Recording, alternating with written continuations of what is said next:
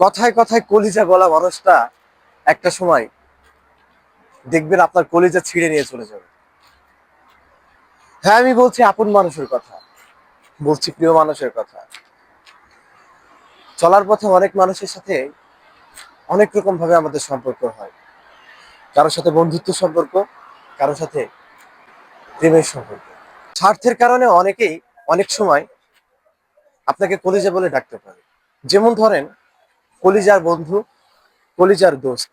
আর যদি হয় সেটা প্রেমের সম্পর্ক, তাহলে কলিজা, কলিজা, ওই কলিজা, সেই কলিজা, এভাবে ডাকতে পারে।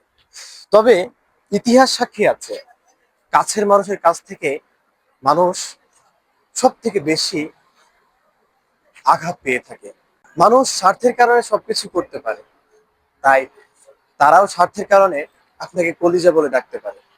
তাই বলে আপনি মন প্রাণ উজাড় করে তাদেরকে বিশ্বাস করবেন না, কারণ মানুষ বদলায়, মানুষ সময়ে বদলায়, মানুষ অসময়ে বদলায়। আজকে আপনাকে কলিজা বলে রাখছে, একটা সময় যখন দেখবে তার স্বার্থ হাসিল করতে পারছে না, অথবা আপনি তার প্রয়োজনে আসছেন না, তখন সেই মানুষটাই পিছনে যে আপনার ব্যাপারে দুর্নাম করা শুরু করবে, বলবে আপনি খারাপ,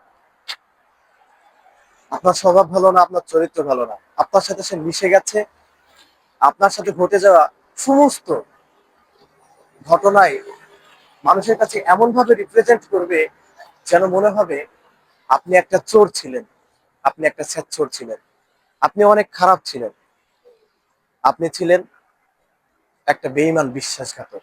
আপন মানুষের চেনা রূপ থেকে অচেনা রূপ যখন হয়, কতটা যে ভয়ঙ্কর হয়, যার সাথে এমনটা ঘটে সেই মানুষটাই জানে। যেন মনে হয় আকাশ থেকে এক বজ্রপাত মাথার উপরে এসে পড়লো।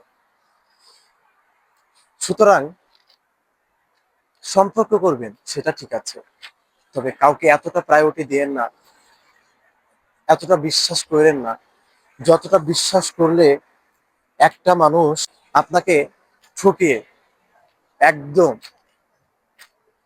আপনাকে চূর্ণ বিচূর্ণ করে কলিজা ছিঁড়ার মতো আঘাত আপনাকে দিয়ে চলে যাবে।